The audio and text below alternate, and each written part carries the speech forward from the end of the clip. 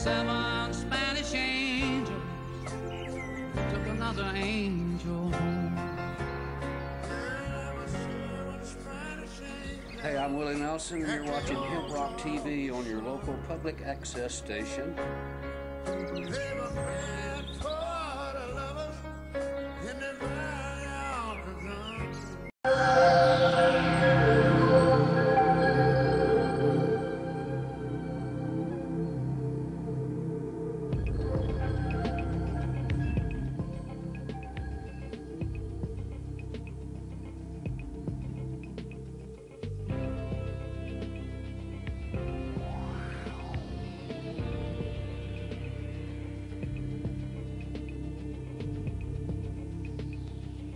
Local 12 poll today. We want to know whether the law should allow the use of medical marijuana. What do you think? 345-1212 or WKRC.com to vote. Results at 625. The supporters say it does wonders for people in pain. But using it could still get you arrested in the tri-state. One woman's fight to legalize medical marijuana in Ohio. I'm Local 12 reporter Joe Webb, and I'll have that story coming up. A controversial road show made a stop in Cincinnati this morning. An outspoken Dayton, Ohio woman has organized a caravan to Columbus to drum up support for legalizing medical marijuana. Local 12's Joe Webb was on hand as Tonya Davis kicked off her campaign at City Hall this morning. Surrounded by supporters, activist Tonya Davis took her case to City Hall this morning. I really challenge our lawmakers to step up and do what's right. Show us that we are a compassionate state. 7 western states have legalized medical marijuana. Davis, who suffers from scoliosis, degenerative disc disease, and intestinal problems, has written legislation and is looking for an Ohio sponsor. She says pot has made a big difference in her life. It's wonderful for pain, anti-inflammatory, for nausea, for gastric problems. For me, it's a good pain medication. Davis had supporters from both sides of the river this morning, including the producers of Hemp Vision, a Northern Kentucky public access program. I believe in what she's doing. She's a real soldier. She's going to go all the way up to Columbus, work on medical marijuana. Tonya Davis says she has a lot of support in her bid to legalize medical marijuana in Ohio. She may have a lot of support, but it is far from unanimous. Cincinnati Councilmember Cecil Thomas has pushed for tougher laws on pot possession. Unless it remains a controlled substance, he is not for medical marijuana. I don't think there's been enough studies to conclude that marijuana in its plant form is a drug that is safe to use. Davis takes her case on the road for the next 3 days. She'll end up in Columbus Monday. 12 to vote, or you can vote online at WKRC.com. Final results at 11 o'clock tonight. And I am a medical cannabis patient and advocate. I'm starting a journey today to gather signatures like a mini ballot initiative to show the overwhelming support that we have here in the Cincinnati and tri-state area, Dayton, Springfield, Medina, or not Medina, Columbus. I am very thankful to have everyone that's here with me today. We're going to be gathering supporters along the way. The biggest thing I want to create awareness on, I'm holding in my hand a can that used to hold 11 ounces of medical cannabis. The gentleman that sent this can to me is a successful stockbroker in Fort Lauderdale, Florida. For the last 25 years, and I think this is appalling, our government has allowed for the last 25 years, 12 people to use cannabis as a medicine. Now, it is U.S. grown cannabis, except on the label they call it marijuana cigarettes, so for their purposes, I'll say marijuana. For the last 25 years, the University of Mississippi has sent U.S. grown marijuana to 12 patients scattered all throughout the U.S. I find that insulting because our Constitution says that we are entitled to equal treatment and protection. As a matter of fact, I think that is the only part of the Constitution that hasn't been amended or messed with. Now, 11 ounces that this gentleman gets with 7 others, there's 5 that's dead, that have received every 25 days. Now, we are supposed to be a compassionate country. Every one of our politicians I have spoken to that are in Ohio have basically told me that they care about me. They care about Ken Locke.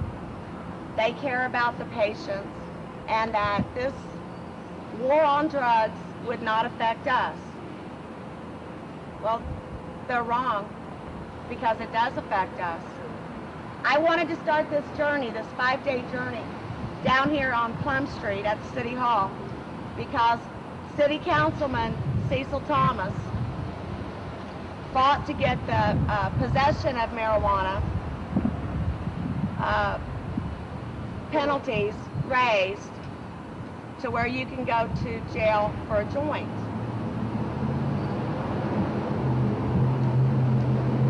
How do they think that this law that they've put into Cincinnati is not going to affect patients? I don't know. Because this law hurts everybody, and it hurts the sick. The city, I'd say 80% of city council has talked to me and told me that this new law would not hurt patients. Well, it does. And I guess the 6 months is over. They had a sunset clause where they were going to see if it worked, the new penalty rate. And crime rate is raised. Imagine that.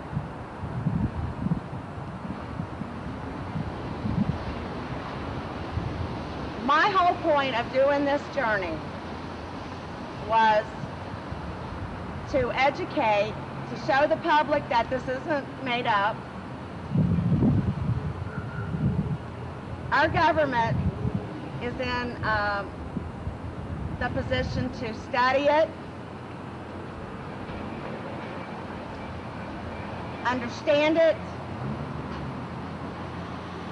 research it, produce it. All the science is there. Our government, by them issuing this medicine to the 7 patients that are still living, what they're telling me is they don't care about me. They're telling me that they don't care about Ken. They only care about the 7 that they're issuing this American-grown marijuana. I am proud to announce that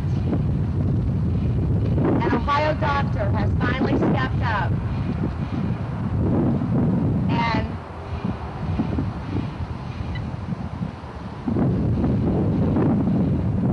has seen the light as far as he knows his patients use it, he supports the science, and he's asked me to read this public statement. Marijuana products hold great promise to New Testament treatment, I am the independent candidate for governor of Ohio this year. I have an educational background in electrical engineering, chemistry, and medicine. I am a practicing physician in Ohio who treats patients who have injuries, pain, anxiety, depression, incontinence, sexual dysfunction, and socioeconomic issues. Third-party taxpayers of all insurance companies are reluctant to pay for the medications which treat pain, anxiety, depression, incontinence, sexual dysfunction. Pharmaceutical companies search for naturally occurring products worldwide. It is well known that marijuana treats symptoms of nausea, pain, anxiety, and probably other symptoms. While there are hurdles to clear to make medications of natural medications available in Ohio, the path is clear.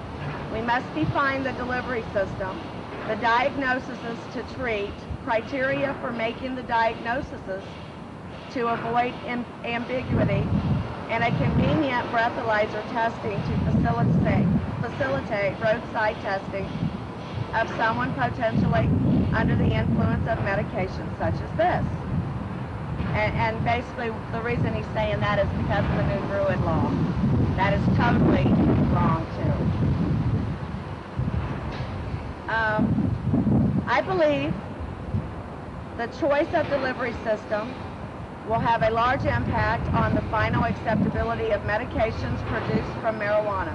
Cigarette smoking is a dirty delivery system for nicotine, and marijuana smoking has a stigma and the current status of illegality in Ohio. Physicians, pharmaceutical companies, and potential patients to be treated need to work together to make achievements in Ohio and elsewhere. I am open-minded to this subject and believe that great progress can be made in the near term if all the interested parties can work together. I will support this topic for discussion and progress as governor of Ohio.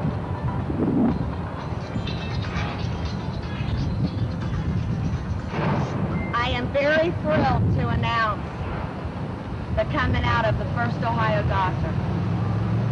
And it's signed James Lundy. Ohio needs to protect the patients that use this medicine under the supervision of a physician. Ohio needs to protect us if we're using this medicine and we have qualifying conditions. I have written new legislation that I am searching for sponsors and co-sponsors that will be called the Ohio Compassionate Act, where it would protect patients like Randy Brush. Randy Brush, folks, he's sitting in the penitentiary now, Pickaway Correctional, for growing 4 cannabis plants. He got a 3-year sentence, $5,000 fine, and 3 years supervised probation after he serves his sentence. He was a first-time offender. This gentleman should not have gone to the penitentiary for using something that our government knows and sends to 7 patients. 7 patients received this and have for the last 25 years. There is the National Organization of Women has stood up against the drug war. This drug war, we need to remove the very sick of the sick. If there is no distribution and trafficking charges, if there's no using this medicine with children, why force me and my intestines to shut down by putting me on the harder narcotics? That makes no sense. Like I said, our legislators, our candidates for governor, our candidates for the Congress, our candidates that are running for the Senate need to step up and protect me, like the state and federal government protect Irv Rosenfeld, the successful stockbroker in Fort Lauderdale, Florida. All I'm asking for is to be allowed to use it in my own home. So I really challenge our lawmakers to step up and do what's right. Show us that we are a compassionate state. Show us that you care about us. Instead of telling me behind closed doors that you care about me and this drug war isn't going to affect me. Bullshit. You guys need to step up, and it's not going to ruin no careers. As a matter of fact, there's thousands of Ohioans now hiding in their back rooms using this as a medicine. I would like to introduce a patient. His name is Ken Locke. He rode across the country on his bicycle, him and Hugh, and to create awareness on medical cannabis. Before the press leaves, I'd like to give you guys the medical or Ohio Compassionate Act that I've written, that I'm proud of, and all it would offer is protection and give us a fighting chance in a court of law. And it would have prevented Randy Brush, the father of a son that just got back from Washington, D.C. for the National Spelling Bee. I would like to introduce Ken Locke. My name's Ken Locke. My name's Ken Locke. I'm from Western North Carolina. Our state is facing the same problems that you all are facing here in Ohio. Medical patients need to be taken out of the crossfires that are going on with the drug wars. The drug wars have proven to fail the past 69 years that war has been declared on our own people. All it has done is basically keep the pharmaceutical companies super rich and the monopolization of medicines so that they have the only control of medicine. Medical cannabis needs to be recognized. It's been recognized in our history books for over 4,500 years throughout our world history. We can go back. A lot of people say that it causes dysfunctionality, unmotivation, the inability to be productive. Well, this summer I put this bicycle across the United States. Since the government doesn't want to spend tax dollars on clinical research to better ourselves in medicine, I did my own clinical research and I tried to bring on a seizure by pedaling this bicycle across the United States. I was struck in the head by a tree November 13th, 2001. That's why I have this, where they had to remove my skull. They had me on 500 milligram hydrocodone a day, 300 milligrams of Dilantin.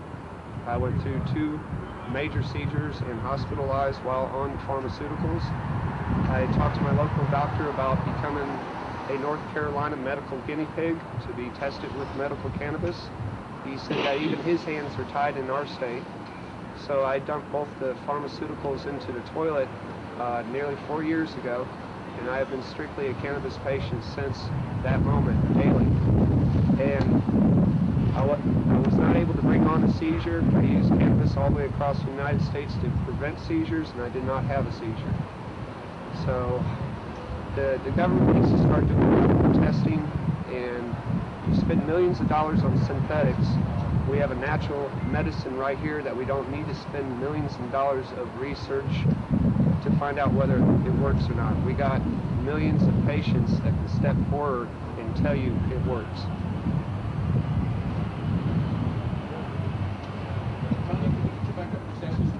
Yes, I also forgot one thing. If I can. We are heading to the State House. I got the first permit ever got on the High Street lawn for this type of an event, which tells me that they're listening. Now we have to get them to do more than listen. We have to get them to step up. So I invite everyone to please join me on the Ohio State House lawn on October 23rd. That's Monday from 11 a.m. until 2 p.m.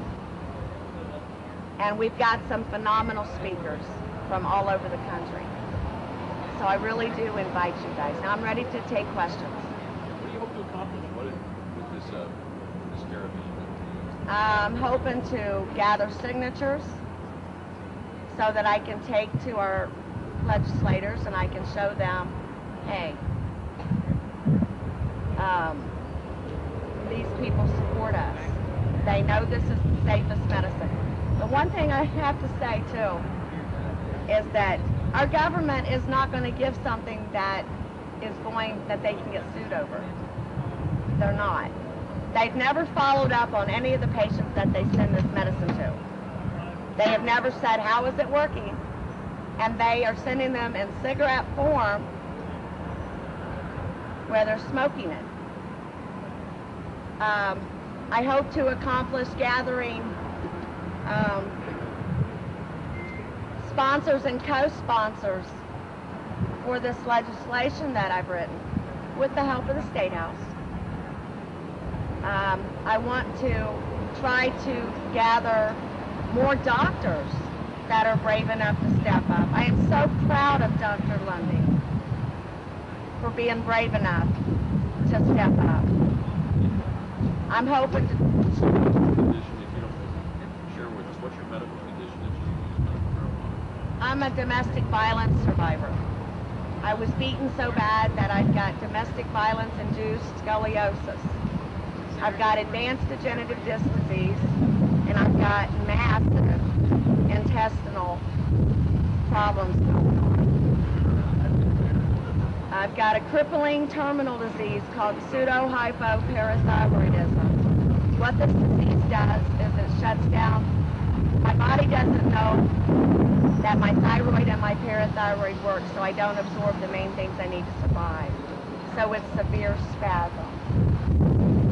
The pain is horrific. And they've had me on Vioxx and Celebrex and Extra and all those drugs that actually kill people and have. What does the medical marijuana do for you? It's a wonderful anti-inflammatory. It helps me be able to eat with inflamed bowel disease, the intestinal stuff going on. I've got inflamed bowel disease, and then I've got adhesions wrapped around my bowel. And imagine, it's trying to, to expand, and then these adhesions are wrapped around it, stopping it. So it's like my body just is in constant spasms. It's wonderful for pain, anti-inflammatory, for nausea, for gastric problems. For me, it's a good pain medication. You have to do to find it now. You just have to buy it like I could never afford to buy it, and I could not afford to legally grow it at the risk of going to jail unless we can get some protection on the books to help me. Have you had any trouble with the law?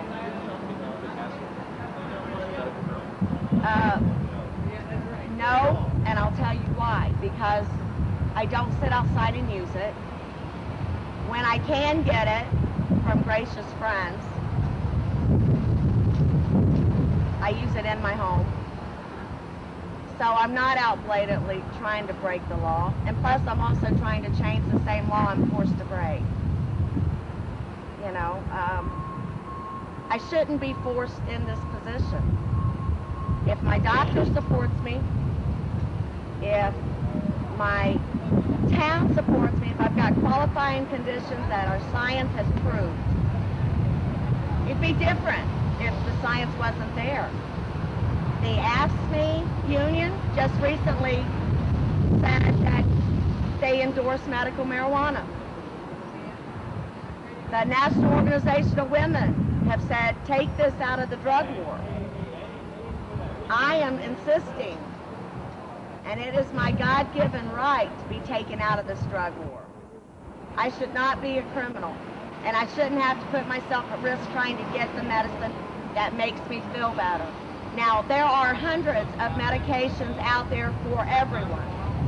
Medical cannabis does not work for everybody, and I would be lying to you if I told you it would. And Big Pharma knows that. They know it. That's why they have all the different kinds. I really do thank you guys for coming out. Do you have any more questions?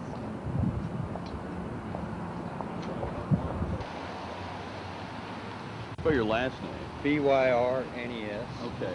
You go by Charles. Charles. And what's the name of your TV show? Yeah, Hemp Rock TV and Hemp Vision. And tell me about it. What's the purpose of your show? It's about medical marijuana, industrial hemp, just the unfair marijuana laws, problems with the drugs crawls on the streets out here, not just marijuana, but the other drugs, the harder drugs. And why are you here today? To support Tonya. Why so? I believe in what she's doing.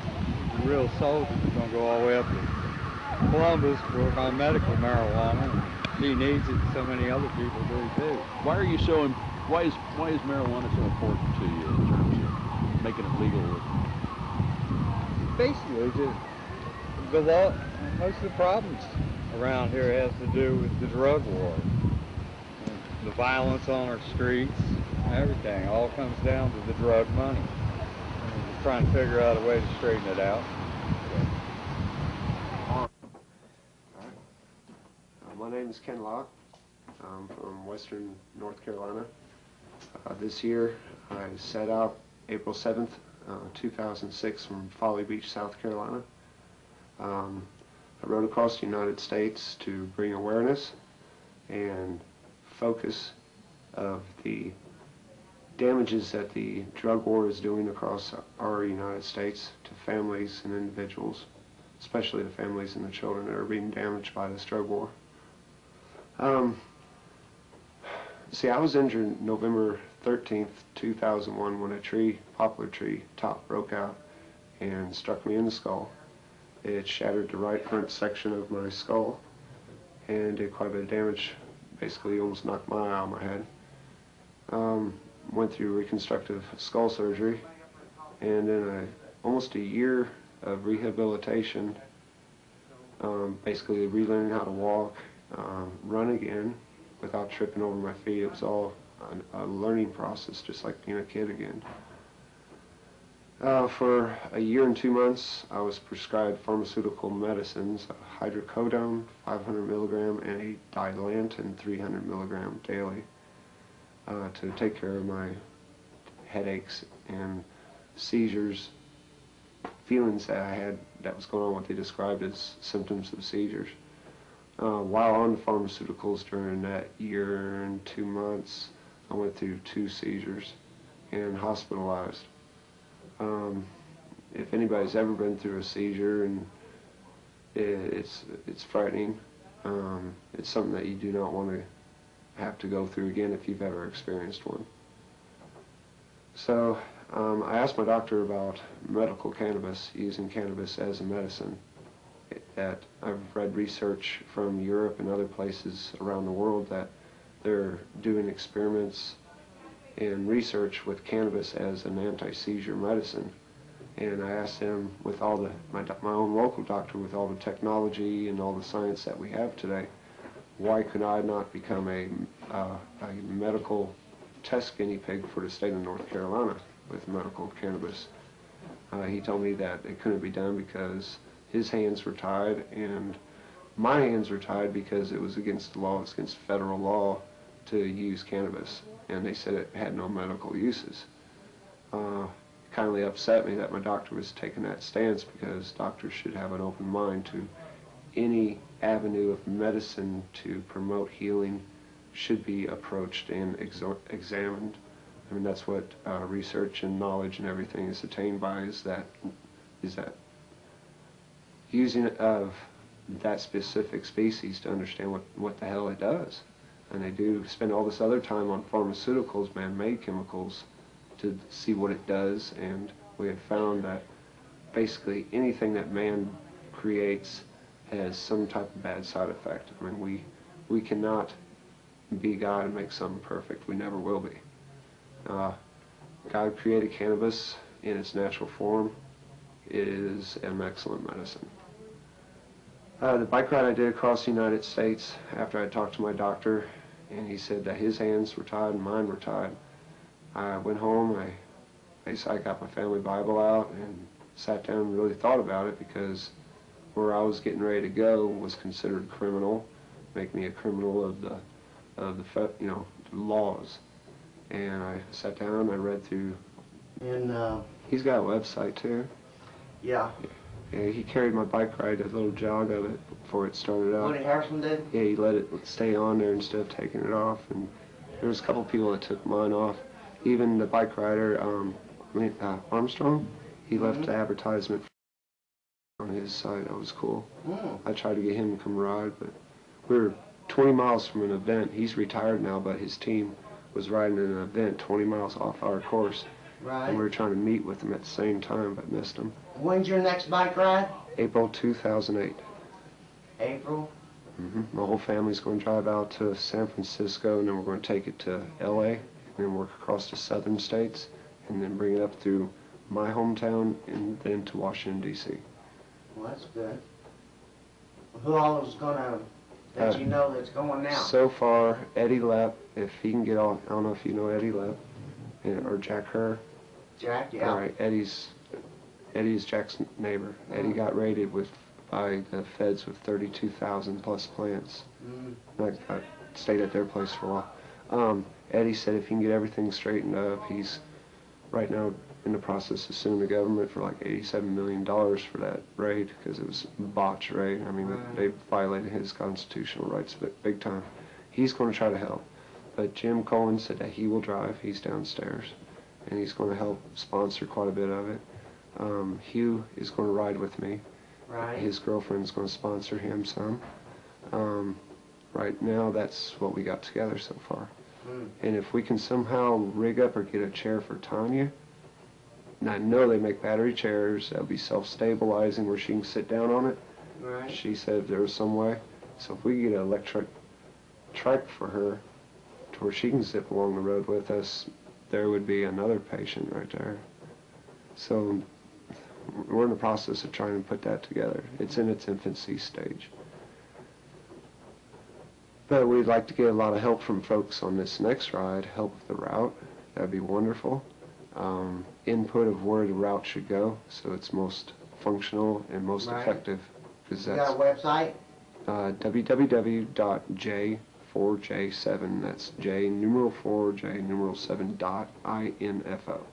Alright. It's got stories of Journey for Justice 1, that man just passed away, that did the first Journey for Justice. My brain goes blank sometimes. I was Journey for Justice 7, and I was the first patient to actually take it across an entire United States. Everybody else just did like town to town or just a state event. I was the first patient to take it from one coast to the other. Oh, okay. I pushed it, yeah. What about the industrial side of it? The industrial side, oh mercy.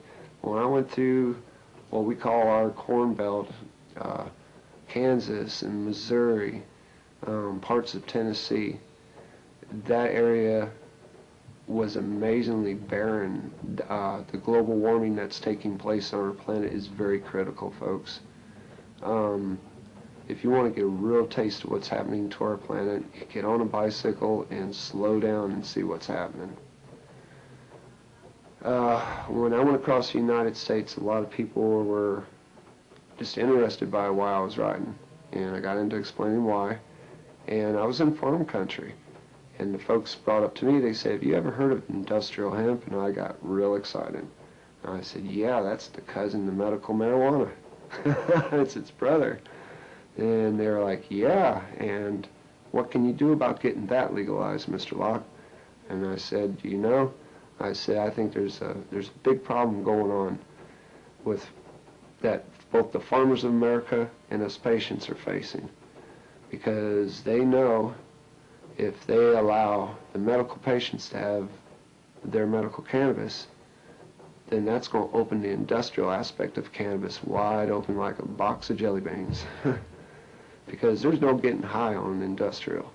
We're talking about fabrics, paper, lacquers, glue, clothing, textile, and oil.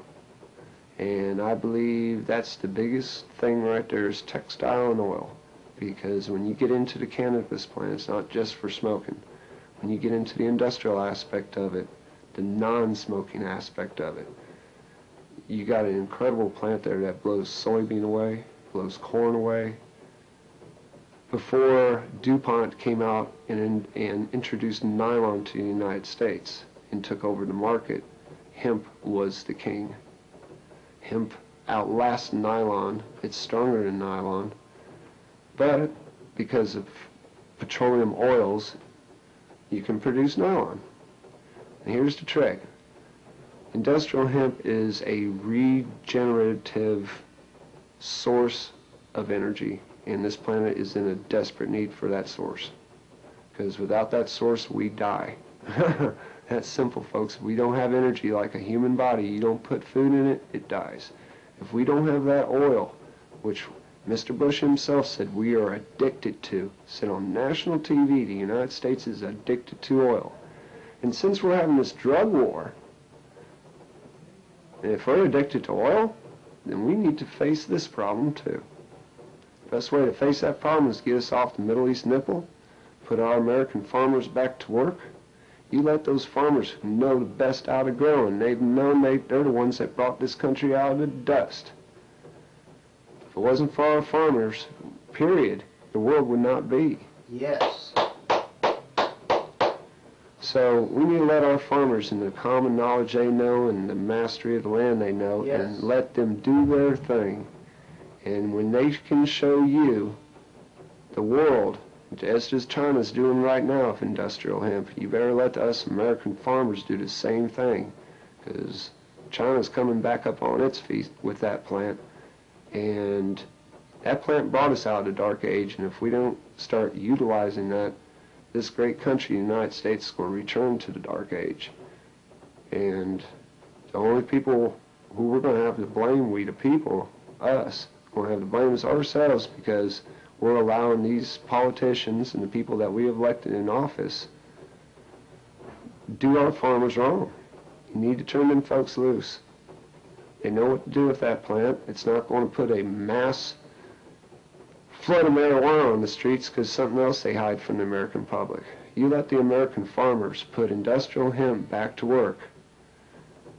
There's going to be so much pollen blowing off those plants, nobody's going to be able to grow the smokable kind outside anymore. And then you're going to have to go indoors. So if the government wants to use the excuse that legalizing industrial hemp is just going to create a big flood of marijuana on the streets, they're mistaken, because the fact is totally opposite. You don't smoke industrial hemp, I mean, we could go for hours and hours. hours. That piece of paper I give you, that is Law Enforcement Against Prohibition. How much do you know about it?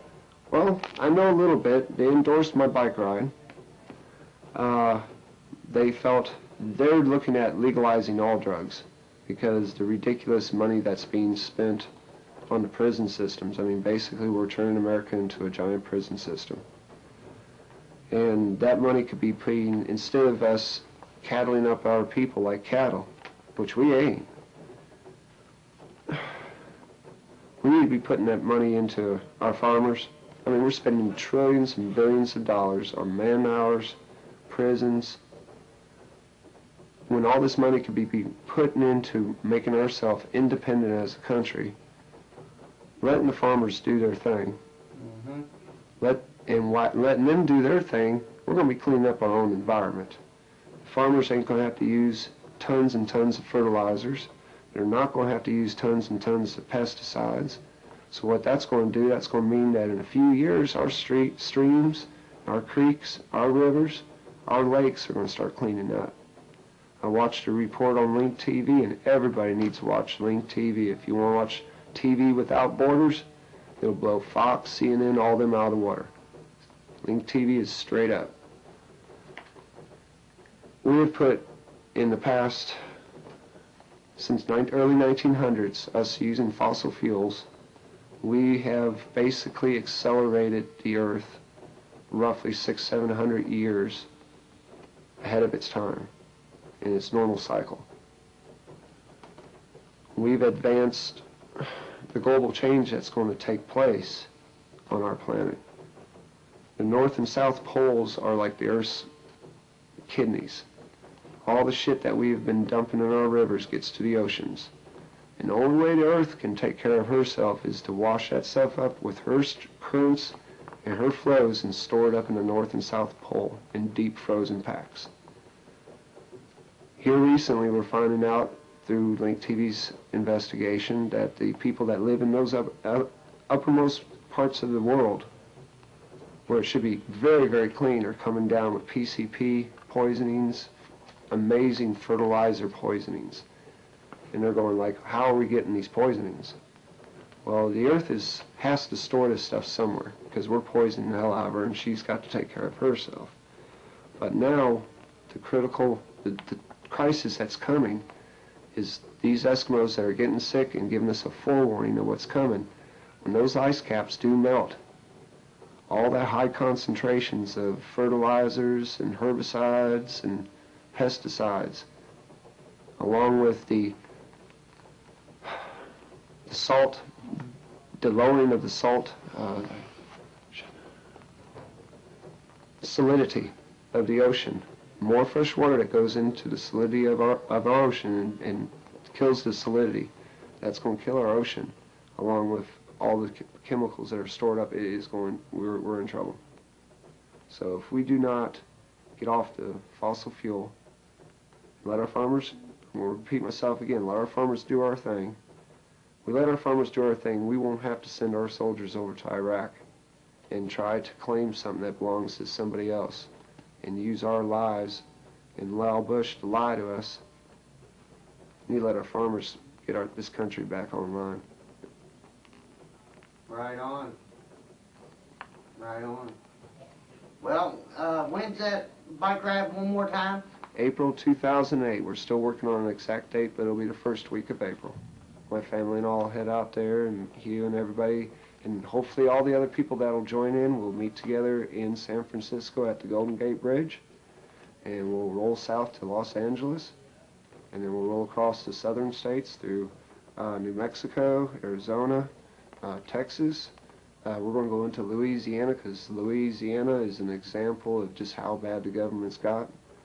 They have treated those people down there. It's terrible. It's a mess.